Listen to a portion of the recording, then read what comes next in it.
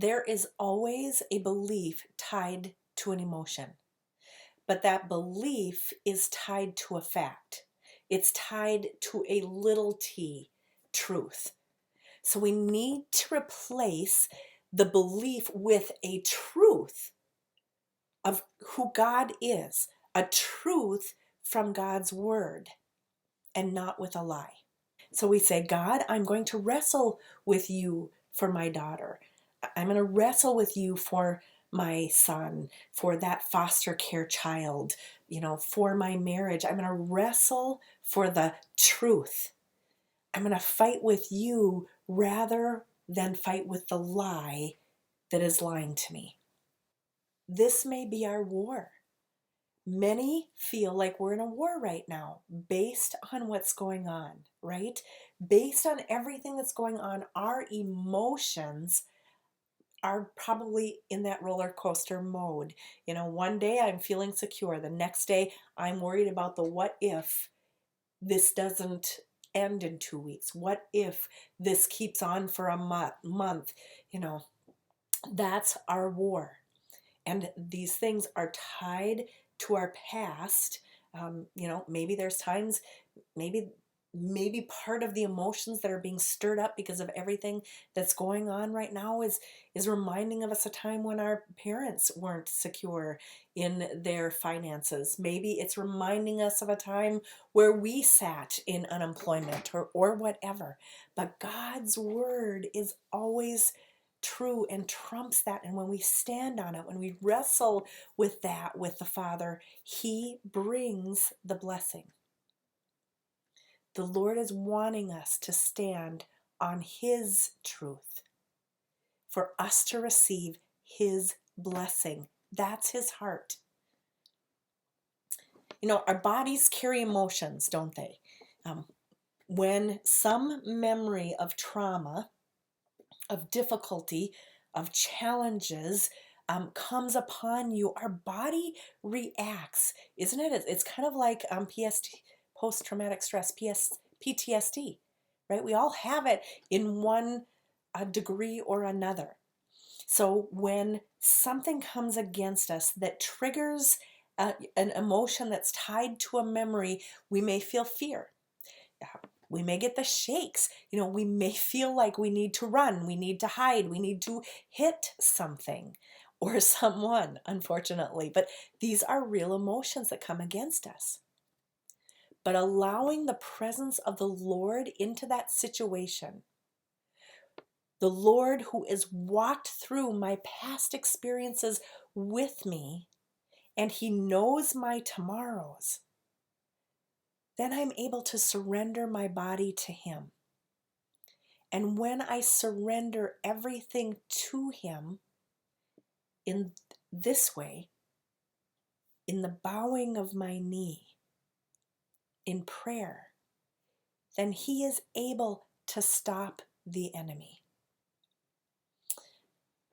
Get a little technical now a little bit, but it's all good information. Our body is our physical body. Our body is our flesh and our muscles and our neurons and that kind of thing.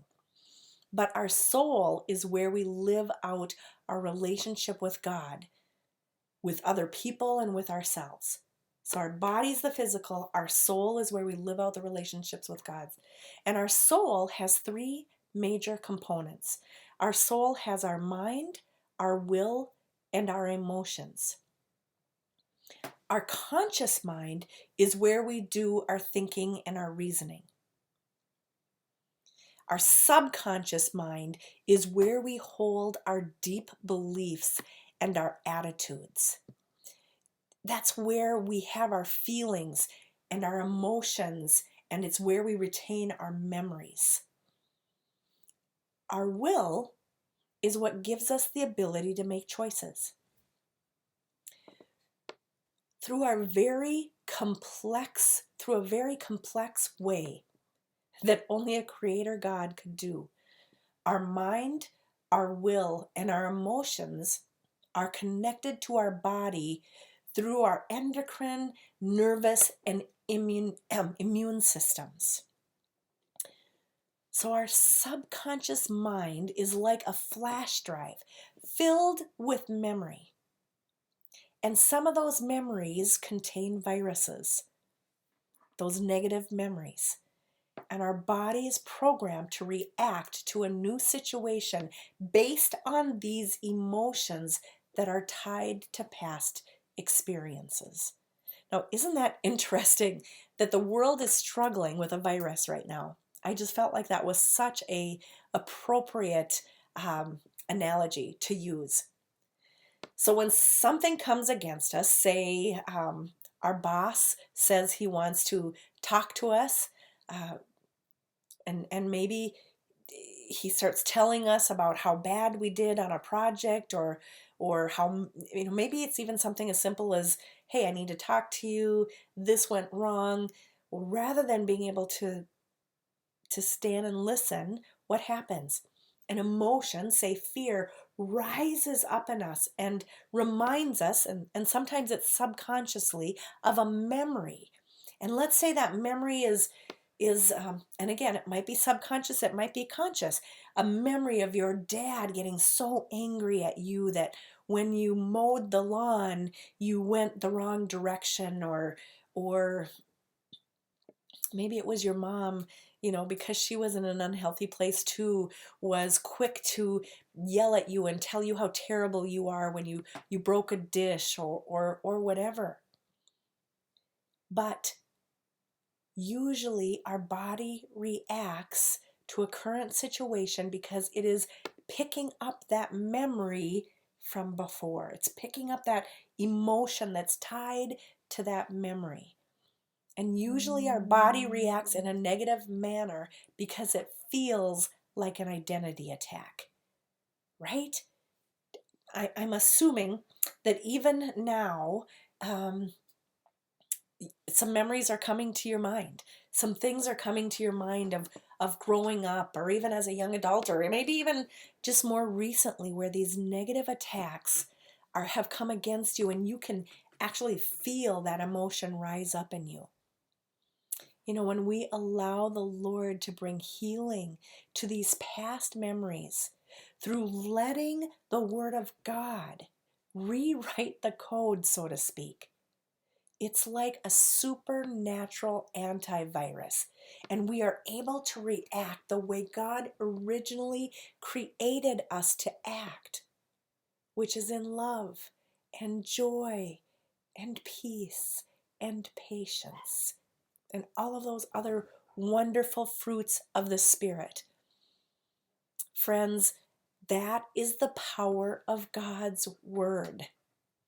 And I'm going to challenge you that even if right now there's something rising up in you that's you maybe don't even recognize it or speaking it out consciously, but what I'm sensing is maybe some people are even sitting there, yeah, but is that's too simple to be true. Friends, it's not. That is the power of God's Word. And if even if that is stirring in you, I'm guessing that might be tied to something from your past. I know that I was challenged with that. I have been in ministry for a long time, and I've prayed for a lot of people and have not seen the desire of my prayer, the desire of how I wanted the outcome to be, come out that way. But you know what? That's a little t truth, right? Big T truth, as God is using all things to work together for good. There's power in learning these verses that we have on the declaration sheet and declaring them over the foster care children, absolutely, because that is doing something supernaturally that we may or may not ever get to see the fruit of. But also over ourselves, so that these big T truths that we're learning, that we're declaring, that we're speaking out loud can rewrite the code of our own past memories and emotions that have been controlling us for way too long. Doesn't that sound like a good thing? Don't you in this day and in this time and in this season want to live out of joy? Want to live out of peace? You know, I've been praying so much lately because I can only imagine the strain and the stress that can be in our houses right now. Many of us are not used to being around our spouses 24/7. And we're different. God created us different, but it's a new scenario. It's a new situation. It's new having the kids underfoot more than we ever have before. It's a new situation with the added stress of maybe not having an income. And our emotions could really be going haywire, but they don't have to, friends. They don't have to. Now is just a sweet, sweet time that the Lord is giving us to draw closer to Him, to draw closer to His Word. As you are in these scripture verses, I pray that you are actually sensing His presence closer to you than you've ever felt it before. Consistency is a key.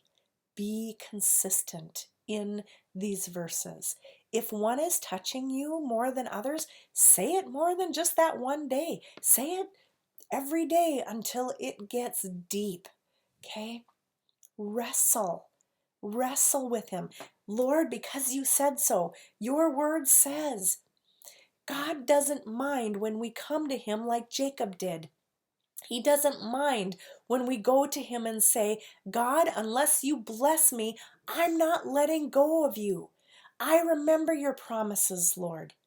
And really that wrestle with these verses.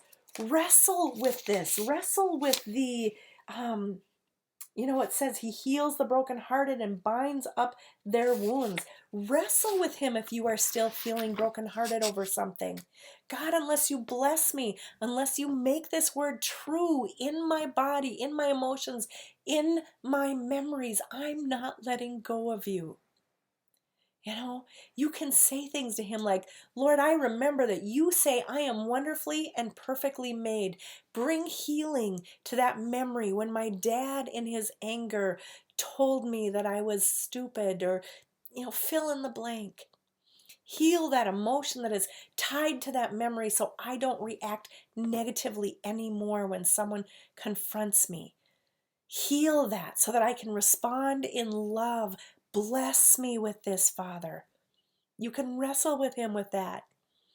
The idea of reminding God of something may sound strange. After all, He is God, right? And He doesn't forget the things that He has told us. He doesn't.